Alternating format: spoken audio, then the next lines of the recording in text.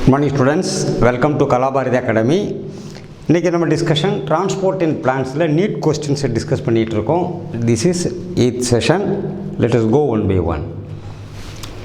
Osmotic pressure in the leaf cells is positive.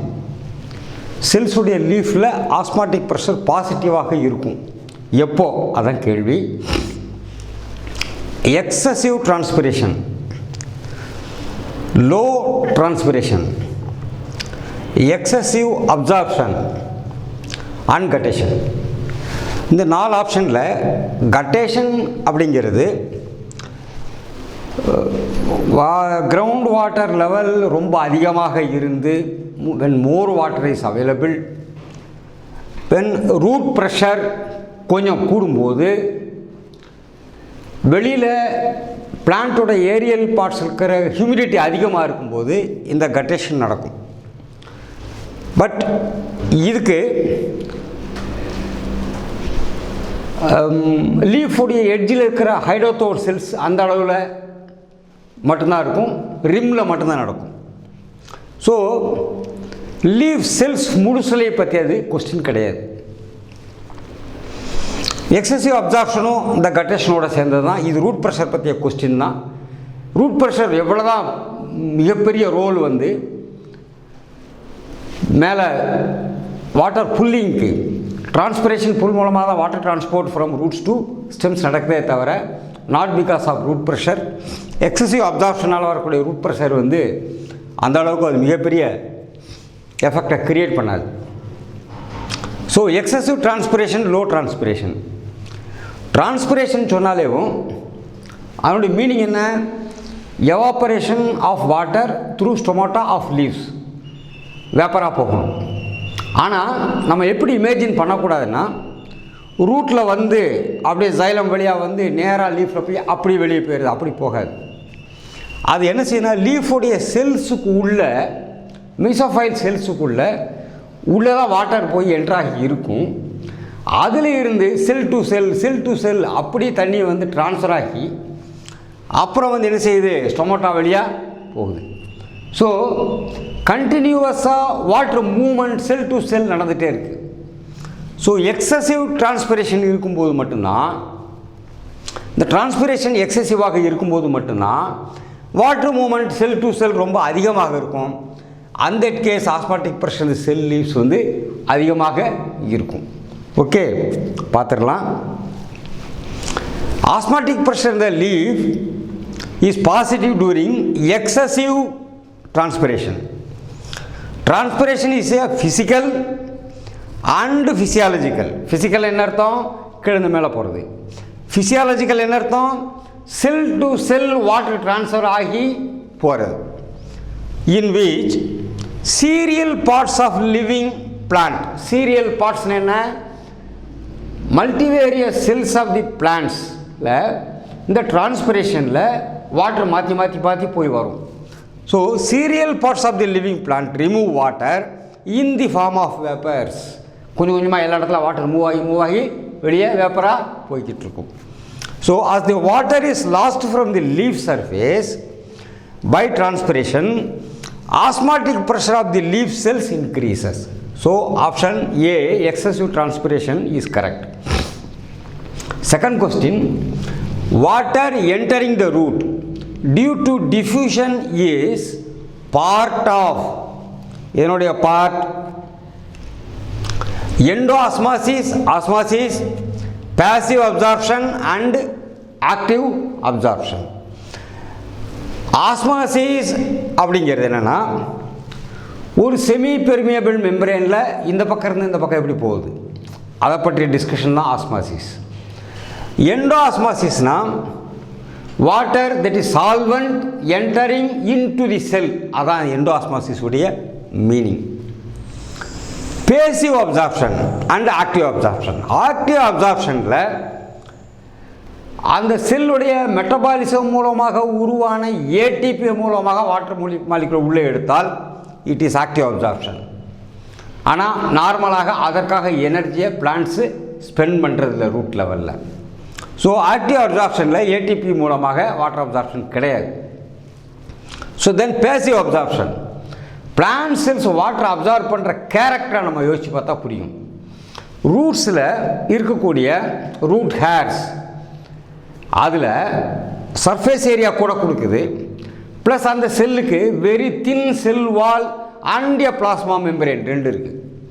அந்த thin cell wall is permeable, அதுக்குள்ளே water மேலே உள்ளே போயிடும்.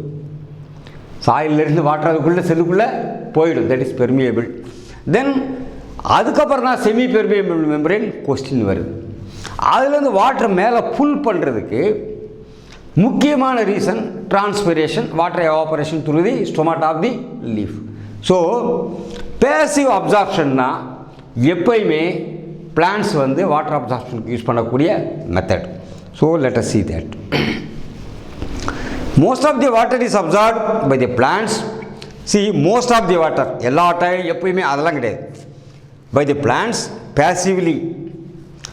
The force for this type of water absorption originates, இதுக்கான force எங்கே கிடைக்குது?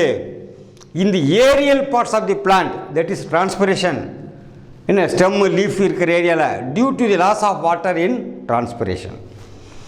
தி root serves only as a pathway and is not actively involved in this process. Root வந்து ஆக்டிவாக water அப்சார்ப்ஷனில் பெரிய வேலை செய்கிறதில்ல, அது சர்ஃபேஸ் ஏரியா ப்ரொவைட் பண்ணுது. என்ன அதோட அதனுடைய வேலை முடிஞ்சது. செல் வால் இஸ் பெர்மியபிளாக இருக்குது, அதான் இதில் உள்ள முக்கியமான point. So option C is correct. So next question, movement of water from one cell of the cortex to the adjacent one in the root is due to. Root செல்லில் ஒரு செல்லிருந்து இன்னொரு செல்லுக்கு water moment போகிறதுக்கு காரணம் என்ன? accumulation of inorganic salts in the cell, accumulation of organic compounds in the cell. இது ஆர்கானிக்கா இன்ஆர்கானிக்கா அதை பற்றி நம்ம கொஸ்டின் கிடையாது. செல் புரோட்டோபிளாசத்தில் சைட்டோபிளாசத்தில் சால்வெண்ட் எவ்வளோ இருக்குது,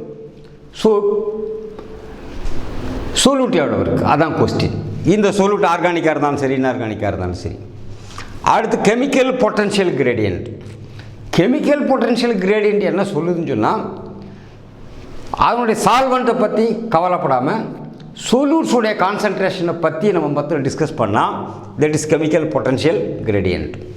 ஆனால் வாட்டர் பொட்டன்ஷியல் கிரேடியன்ட் என்ன சொல்லுதுன்னா, எப்பயுமே வாட்டர் பொட்டன்ஷியல் கிரேடியன்ட்னு என்ன புரிஞ்சுக்கணும்னா, பியூர் வாட்டர் இருக்கும், ஏன்னா கெமிக்கல்ஸை டிசால்வ் பண்ணி இருக்கக்கூடிய, அது அயான்ஸாக இருக்கட்டும், ஆர்கானிக்காக இருக்கட்டும், இன்ஆர்கானிக்காக இருக்கட்டும், எதுவாக வேணா இருக்கட்டும், அதில் டிசால்வ் ஆகிருக்கக்கூடிய சூலூட் கான்சன்ட்ரேஷன் கெமிக்கல் கிரேடியண்ட்டுக்கும் உள்ள கம்பேரிஷன் தான் water potential கிரேடியண்ட்டுங்கிறோடைய real meaning.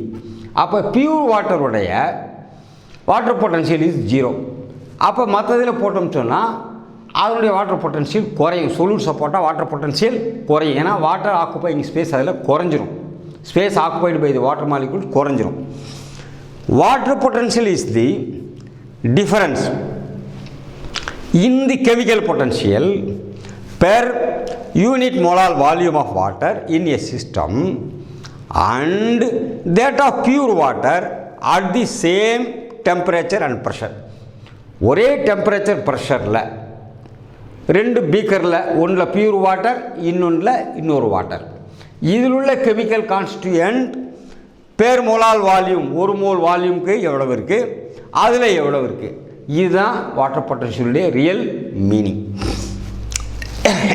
Water always moves from the area of high water potential to the area of low water potential. எந்த இடத்துல சொல்யூட் கான்சன்ட்ரேஷன் அதிகமாக இருக்கும் அங்கே வாட்டர் பொட்டன்ஷியல் லோவாக இருக்கும், அதை நோக்கி தண்ணி போயிடும். அதான் என்னுடைய real meaning. So water potential gradient is the answer. இதுக்கு movement of water from one cell to the cortex of the adjacent cell in root is due to water potential gradient. ஏன்னா கெமிக்கல் பொட்டன்ஷியல் கிரேடியன்ட்ங்கிறது ஒரு இதை மட்டும் காமிக்குது, ஒரு என்ன காமிக்குதுன்னா, ஒரு சிஸ்டம் ஆஃப் பீக்கரில் இருக்கக்கூடிய வாட்டருடைய கெமிக்கல் பொட்டன்ஷியல் மட்டும் காமிக்குது. But comparing to the pure water, அதான் question. So accumulation of organic அது இன்ஆர்கானிக் எதுவாக இருந்தாலும் இட் இஸ் அ சொல்யூட். அதை பற்றி கொஸ்டின் நமக்கு கிடையாது. So answer D, water potential gradient is correct. So thank you students.